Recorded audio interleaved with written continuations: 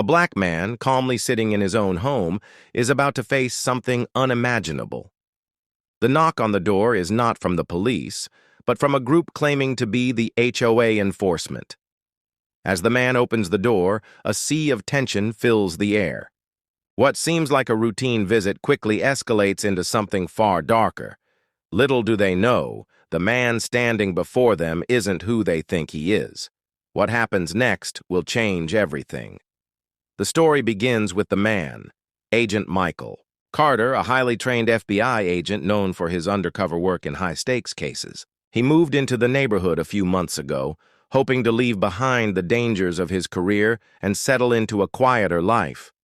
Michael had always dreamed of living in peace, and this suburban neighborhood seemed like the perfect place to escape the chaos of his past. But things were never that simple. The tight-knit community had always been somewhat wary of newcomers, especially someone like Michael. His deep voice, calm demeanor, and military-style posture immediately set him apart. But what really made the neighbors uncomfortable was his race. Despite his quiet, peaceful nature, Michael couldn't shake the feeling that he wasn't fully accepted. It all started a week ago when an anonymous complaint was lodged against him for supposedly violating the HOA rules. The letter stated that he was parking in an improper spot, though no one had seen him do anything wrong. Michael shrugged it off. He wasn't the type to get involved in petty neighborhood disputes. But today was different. The knock on the door was unexpected, and Michael, still in his comfortable sweatpants and shirt, felt a strange unease wash over him as he walked toward it. He opened the door to find a group of 3 individuals standing in front of him. They weren't in uniform, but their confident stance and commanding tone suggested they had authority. One of them, a white man in his 40s, stepped forward with a clipboard in hand and a stern look on his face. "Mr. Carter, we've had complaints about your parking, and you've been violating the HOA rules. We need you to follow the guidelines immediately or face penalties," he said, his voice carrying an air of superiority. Michael blinked, taken aback. This was not a simple complaint about parking. It felt like an attack. The man's words had an underlying hostility, and Michael could feel the tension in the air, thick with the unspoken judgment of his presence in the neighborhood. "Excuse me?" Michael asked, maintaining his calm composure. He wasn't used to being confronted like this, but there was something off about the way they were acting. He knew something wasn't right. The HOA enforcers began to step forward, blocking the doorway, their stances growing more intimidating. Michael could sense the shift. Their initial authority was no longer just about parking tickets. It was about power, control, and, perhaps most disturbingly, their need to assert dominance over him. "You're not supposed to park in that spot." "Mr. Carter," the leader of the group repeated, now standing inches away from Michael. The other 2 stood behind him, arms crossed, watching him with suspicion. "It's a violation of HOA guidelines. You need to move your car or face fines." Michael glanced over his shoulder where his car sat in the designated driveway, a full 5 feet away from the property line, perfectly within the boundaries of the neighborhood's regulations. Nothing about his parking had ever been a problem, until now. "Are you sure you have the right person?" Michael asked calmly, his voice a perfect balance of confusion and authority. "Because I've checked my parking space multiple times and I've never had an issue." The leader didn't back down. "We've had complaints and you've ignored multiple warnings," he retorted. Michael didn't recall receiving any formal notices, but before he could respond, the man snapped his fingers, signaling to the others.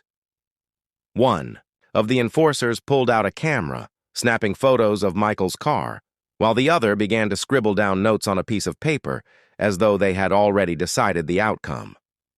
The arrogance in their actions made Michael's skin crawl. It was as though they'd come to a conclusion before even hearing his side. The leader leaned in closer. "This is your last warning," he growled.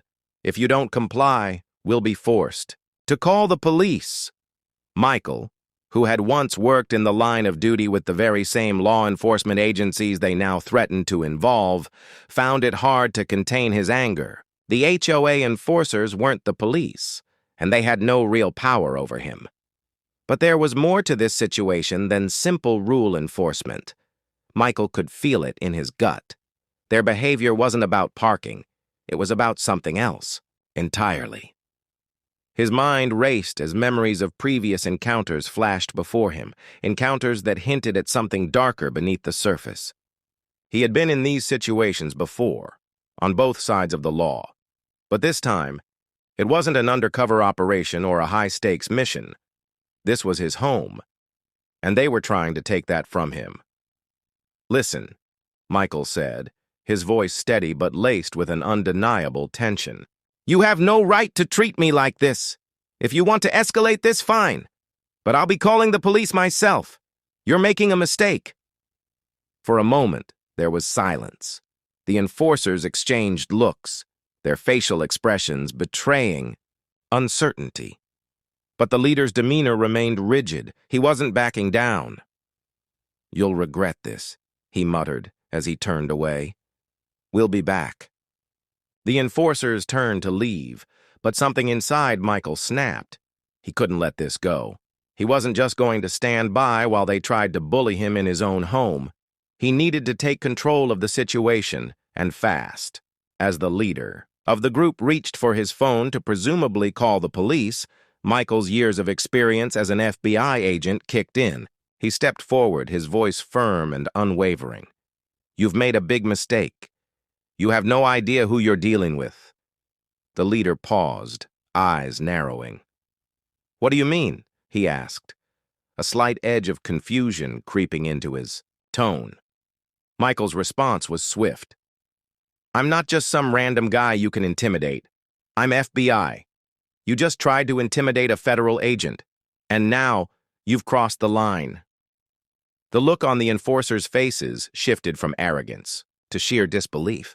The man who had been threatening Michael stood frozen, his phone still in hand, as though the truth of Michael's words had yet to sink in. In that split second, everything about their approach crumbled. They had expected to find a defenseless, black man they could push around.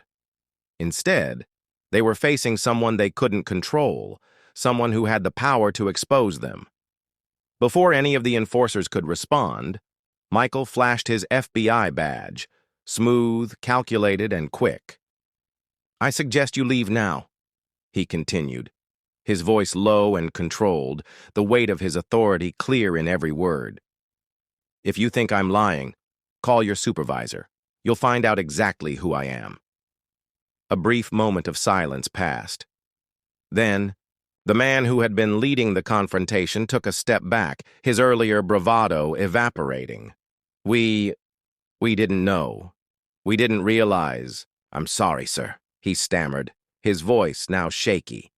The other two enforcers muttered something under their breath, but none dared to challenge Michael. They turned, hurriedly walking off his property without another word. Michael watched them go, his mind still racing. He'd had to defend himself, but it was the way they had assumed his guilt from the very beginning, simply because of his race, that made this encounter so infuriating. He had faced discrimination before, but this time it had hit closer to home. They hadn't just targeted him as a resident, they had targeted him as a black man. As the enforcers disappeared down the street, Michael stood in the doorway, a wave of exhaustion settling over him. The adrenaline that had surged through his veins moments ago was now replaced with a deep, unsettling realization. This wasn't just a matter of a parking dispute. It was a glimpse into something much larger, an everyday kind of racism that many people didn't even realize existed until they were the ones facing it. He stepped back inside his home, the door clicking shut behind him, but the weight of what had just happened lingered. Michael had fought back, not just for his dignity, but for every person who had ever been wrongfully judged or treated unfairly because of their skin color. He knew this wasn't over. The HOA enforcers would likely try to return, and he'd have to prepare himself for whatever they threw his way. But for now, he felt a quiet satisfaction. He had stood his ground, not just as an FBI agent, but as a black man demanding the respect he deserved. Later that evening, Michael sat down to reflect on the events. His phone buzzed. It was a message from his partner at the FBI. They were asking if he was okay, if he needed any support. He replied with a simple message. "I'm good. Just another day in the life." But it wasn't just another day. It was a day that reminded Michael of the weight of systemic injustice that still plagued the world around him.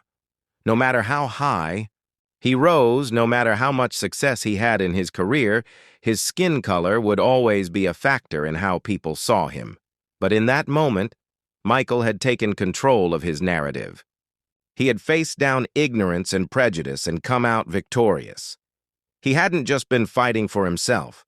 He'd been fighting for all those who had been silenced, who had been overlooked, who had been dismissed without a second thought. As the night settled into a quiet stillness, Michael found himself contemplating a bigger question. How many others are out there, facing similar battles every day, but too afraid to stand up for themselves?